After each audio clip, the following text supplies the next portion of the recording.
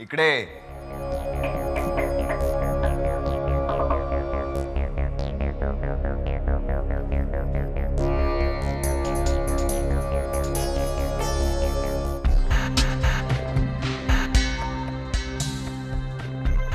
काय रे एवढे जास्त पैसे मागितलेस? घर मालकाला भाडं द्यायचंय, एकदाचं देणं देऊन टाकतो, मग नसती कटकट नको माझ्या डोक्याला. तुला खूपच घाई होती म्हणून मी आता हे पैसे दिले.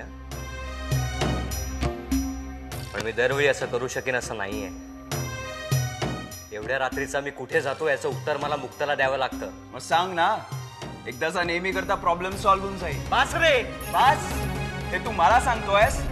माझ्यामुळे तुझं पावताय सागर हे विसरू नकोस तू. पण मी तुला वेळोवेळी पैसे देतो ना. पैसे देतो म्हणजे काय करतो? जगण्यापुरते. हो, आणि त्याची तू दारू पितोस. पितो ना, कारण माझ्या डोक्याला कटकट आहे. And it is all because of you. तुझं काय रे? सगळं चांगलं चाललंय. लग्न काय, बिझनेस काय, मी मरतोय, त्याचं काय?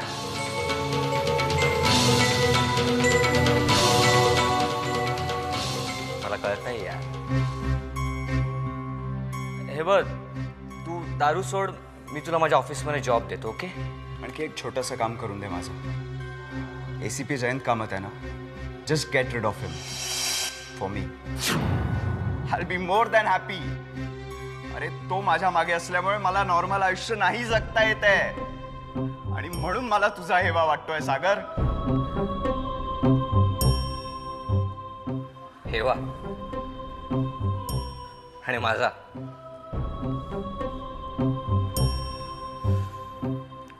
विजय, माझं लग्न झालंय रे, पण ते फक्त नावापुरतं. खरी राकेश काहीतरी विचित्रच वागतं.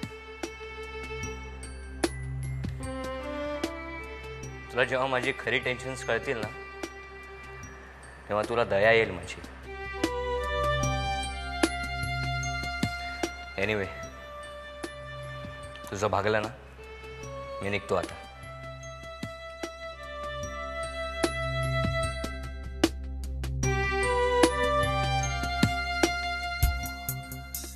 बाबा कांतासारख्या माणसाबरोबर काम करतात. त्यांना माहित नाही आहे का तो माणूस कसा आहे ते, त्याचे काय गैरधंदे चालतात. तरीच बाबा इतके पैसे घरी आणतात. हा कांता बाबांकडून सगळे त्याचे गैरव्यवहार सांभाळून घेत असेल आणि त्या बदल्यात त्यांना भरपूर पैसेही देत असेल. आता आईला कसं सांगू, काय सांगू? मलाच बाबांशी बोलावं लागेल.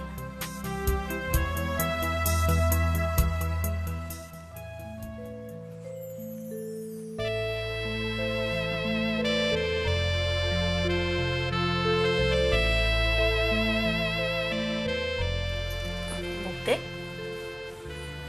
मला वाटलंच होतं तू इथे बसलेली असणार. काय झालं, झोप येत नाहीये का?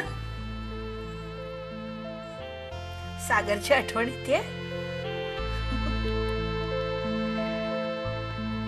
आत्या, मला खरंच झोप येत नाही. असंच असतं बाई बायकांचं. खरं तर इतकी वर्ष या घरात राहिलीस, या समोरच्या बेडरूम मध्ये झोपलीस. 4 दिवस नाही झाले लग्नाला, तर लगेच तिकडच्या घराची सवय होते. इथे झोपच लागत नाही. झोप तर मला तिथेही लागत नाही आत्या. का ग मुक्ता? कोण जाणे, कसले कसले विचार येत राहतात. आणि मग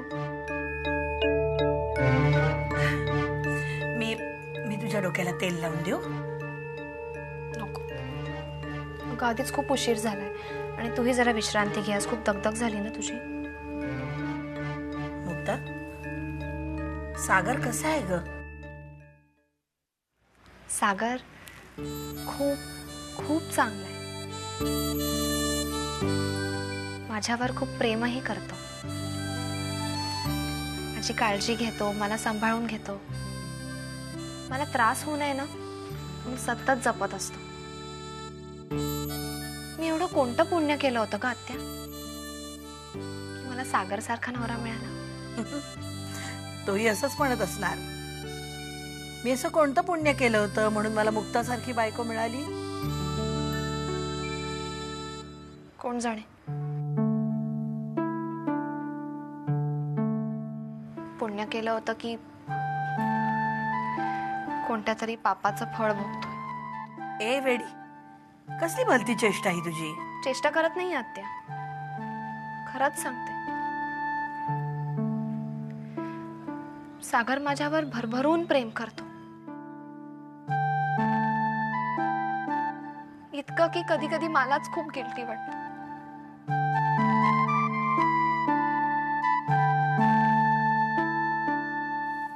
मुक्ते, अगं प्रेम ही अशी गोष्ट आहे जी दिल्याने फक्त वाढतच जाते. नाही त्या गोष्टींची नको काळजी करू, सगळं छान होणार आहे. हो आत्या. चला झोपा आता, खूप रात्र झाली. हा ग,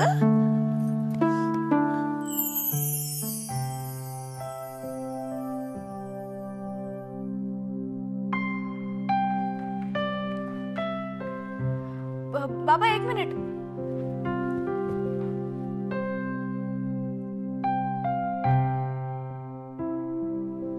अजून तू झोपली नाहीस? तुमचीच वाट बघत होते. बरं आता मी आलोय ना, जाऊन झोप जा. बाबा मला तुमच्याशी जरा अर्जंट बोलायचं आहे. आत्ता? नाही नाही, आपण उद्या सकाळी बोलू. हा? बाबा प्लीज आत्ताच बोलायचं आहे.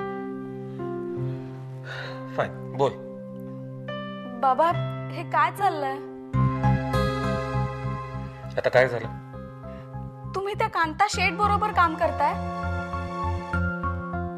हो. तुम्हाला माहितीये ना तो काय करतो ते? स्मगलिंग, ब्लॅकमेल, खंडणी वसूल करणे हे सगळे धंदे आहेत त्याचे. आणि तुम्ही त्यांच्याकडे काम करणार आहात? नाही, त्याला चोख आणि स्वच्छ धंदा करायचा आहे, त्यात मी त्याला मदत करणार आहे. वा, म्हणजे आता तो तुम्हाला पुढे करून तुमच्या आड लपून हे सगळे काळे धंदे करणारे आणि तुम्ही त्याच्यावर पांघरुण घालणार आहात, असंच ना? बाबा तुम्हाला काहीच वाटत नाही का? नाही वाटत, खरंच काही नाही वाटत. मला कशाचंच काही वाटत नाही. गौरी, कसं आहे ना, मला कळलंय की ह्या जगात दोनच गोष्टी महत्वाच्या आहेत, एक पैसा आणि एक ताकद. आणि मी त्या कशाही मिळवणार, कुणाच्याही मदतीनं. Good night.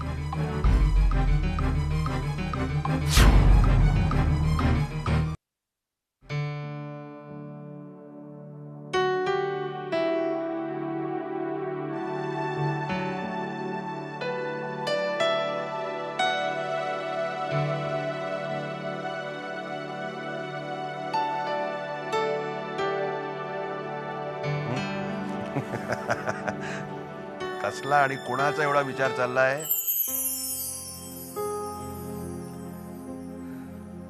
मी कोणाचा विचार करणार? हा हा हा, काय काय काय म्हणाला? तसं काही नाहीये बाबा. तसं काही नाहीये बाबा. अरे आत्ताच तुझं लग्न झालं, बायको तिकडे माहेरी आहे आणि तसं काही नाहीये बाबा. चेहरा बघा, चेहरा देवदास झालाय, देवदास.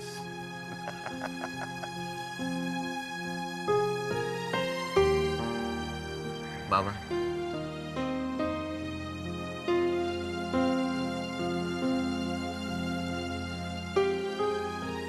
तुमच्याशी थोडं बोलायचं होतं. अरे मग बोल ना, समोर उभा आहे, बोल ना.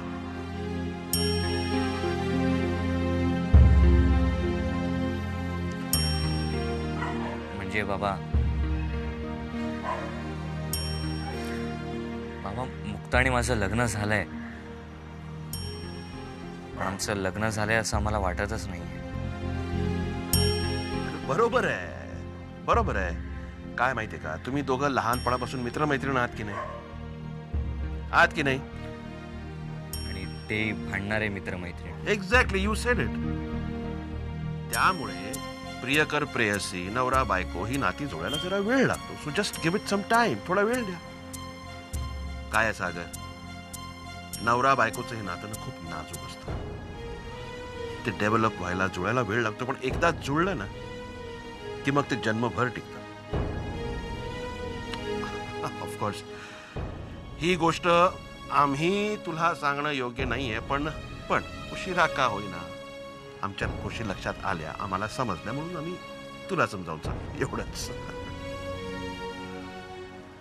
मी तुमची प्रत्येक गोष्ट लक्षात ठेवेन. ओके, मी ज्या कामासाठी आम्ही आलो ते विसरलो. उद्या सकाळी आपल्या डिपार्टमेंटल हेडची मीटिंग आहे, लक्षात आहे ना? लक्षात आहे माझ्या. मी काही पॉईंट्स काढून ठेवले आहेत. उद्या डिस्कस करूया आपण मीटिंगमध्ये. Wonderful. So good night. Good night.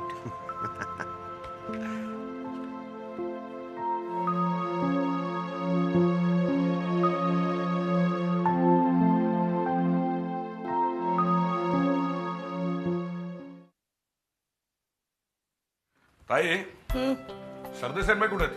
का अजून उठल्या नाहीत? सरदेसाई बाई माहेरपणाला आल्या आहेत, आराम चाललाय, लाड करून घेत आहेत. आणि जागरण का रात्री इतकं बोलत का होतो तुम्ही दोघी जणी? अरे माहेरपणासाठी आलेली मुलगी सासरच्या 1000 गोष्टी सांगत असते, किती म्हटलं तरी संपत नाहीत त्या. ताई, तू आहेस म्हणून तिला आईची उणीव जाणवत नाही. आईशी मन मोकळं करावं तसं तुझ्याशी बोलू शकते. मला खरंच बरं वाटतं. आणि खोटं कशाला बोलू, कधी कधी हेवाही वाटतं. हेवा माझा? नाही तर काय, काय बोलत काय असतं तुम्ही? तुमचं जे खुसूर फुसूर चाललं असतं ना, मग पुरुषांना काडीचा थारा नसतो त्यात. पण खरं सांगू ताई, तू नसतीस ना तर मला नाही वाटत मुक्ता इतक्या सहजपणे मोकळेपणानं माझ्याशी बोललेस. खुश आहे ना कन्या का? हा, तशी खुशीत वाटली, पण आता पण काय? नाही म्हणजे तसं सगळ्यांचं कौतुक करत होती. घरातले सगळेजण लाड करतात, सागर अगदी खूप प्रेम करतो, जपतो तिला. मासाहेब, शालिनी काकू खूप लाड करतात तिचे. एवढं सगळं चांगलं आहे, कमी आहे काय? तुला काय बोलली का तसं ती? बोलली नाही काही, पण तशी मनातून खूप सुखी नाही वाटली मला ती. सारखं म्हणत होती अधूनमधून, सागर खूप प्रेम करतो माझ्यावर, पण मला स्वतःला गिल्टी वाटतं. अगं पण सागरच्या प्रेमात पडूनच लग्न ठरवलं ना तिने. सागर आवडतो ना तिला, म्हणजे सुख दुखाचं कारणच काय? तू ना उगीच तिची काळजी करतेस आणि नाही तर तिच्या बोलण्याचा अर्थ काढतेस. अरे तिला काही प्रॉब्लेम असेल तर सांगेल ना ती आपल्याला. चल मी निघतो, सांग तिला.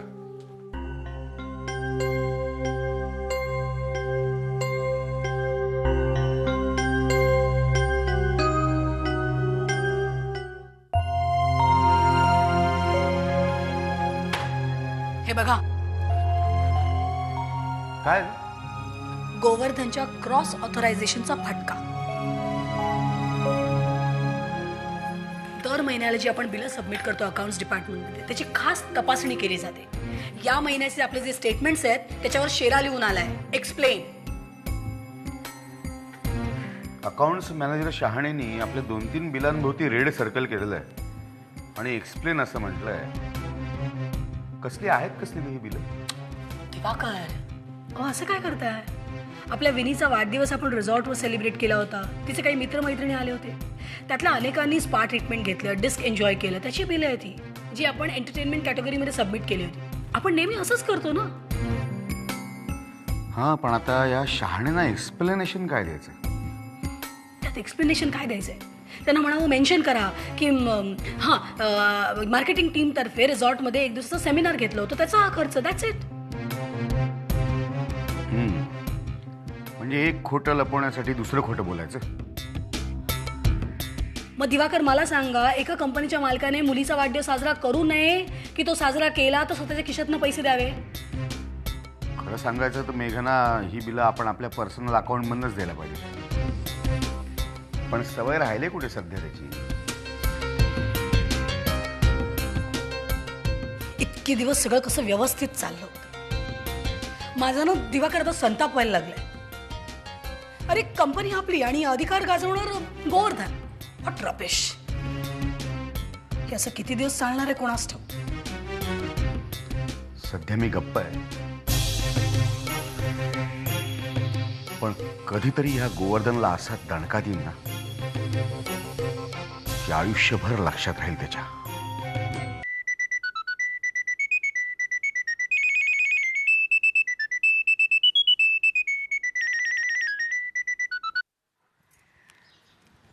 बोल सागर.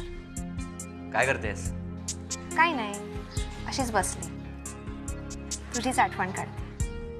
खरंच? मग कशाला गेलीस तिकडे राहायला?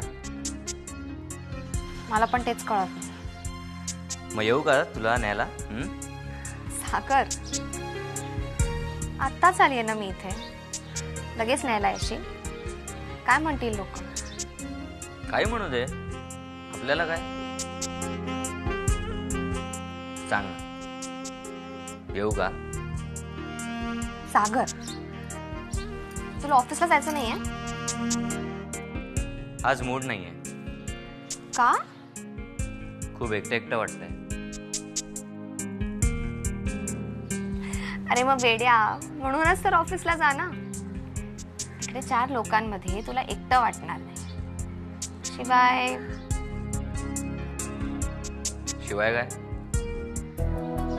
शिवाय घरी लवकर ये अशी कटकट करणारी बायकोही घरी नाहीये.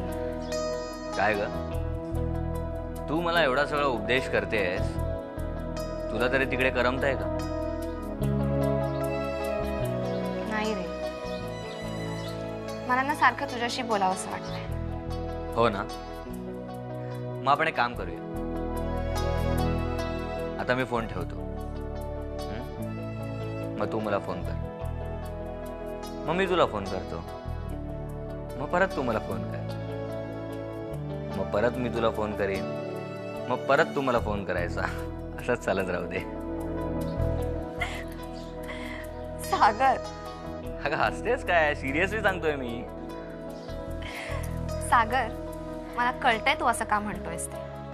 म्हणजे लोक फक्त तुलाच नाही, मलाही नावं ठेवतील. ठीक आहे, मग मी आता फोन ठेवतो. ओके, आणि तयारी झाल्यावर मी तुला फोन करतो. नाही नाही नाही, सॉरी, तू मला करणार आहेस ना? Okay. Mukta, I am missing you. I miss you too Sagar. Bye. Bye.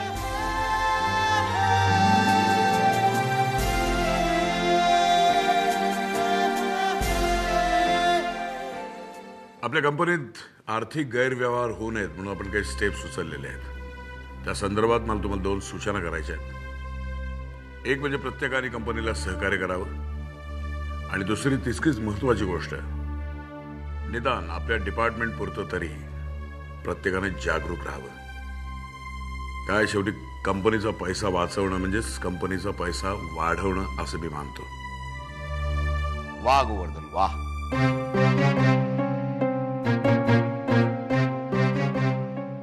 Lakh मोलाचा सल्ला दिलात नाही, आणि हा सल्ला तुम्ही देताय हे योग्यच आहे. ह्या बाबतीत तुम्ही स्वतःचं उत्तुंग आदर्श उदाहरण असंच निर्माण केलंय, नाही का?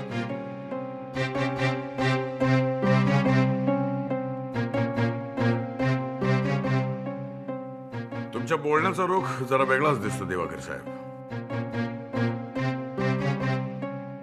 I take it as a compliment. तर मी सांगत होतो की Govardhan, of course it is a compliment. पैशाबद्दल तुम्ही किती जागरूक आहात हे सगळ्या जगाने पाहिलेलं आहे.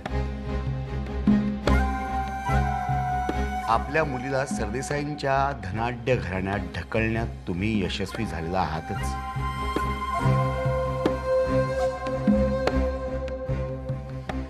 आमचा सागर काय हो, भोळा सांब आहे. त्याला फसवणं हा तुमच्या डाव्या हाताचा खेळ आहे.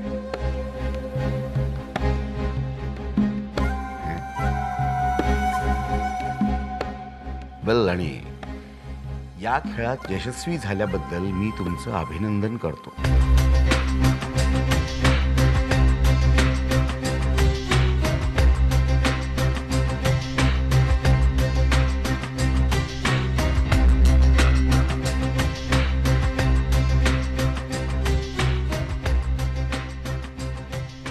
तर या विषयावर मला बोलायचं नव्हतं, पण तुम्ही माझ्यावर पाळी आणलीत आणि ती सगळ्यात समोर.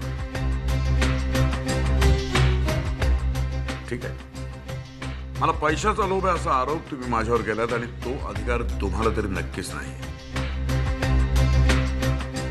ज्यांनी पैशाच्या लोभाबाई स्वतःचीच कंपनी बुडवण्याचा प्रयत्न केलाय त्यांनी नसत्या गप्पा मारू नये. Shut up Govardhan.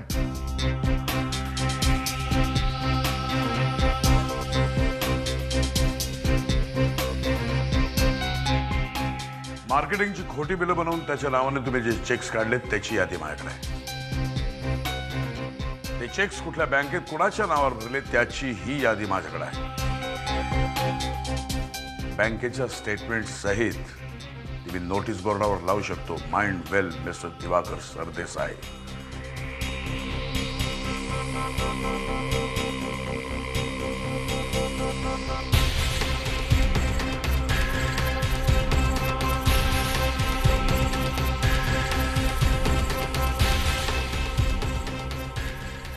This meeting is over, gentlemen.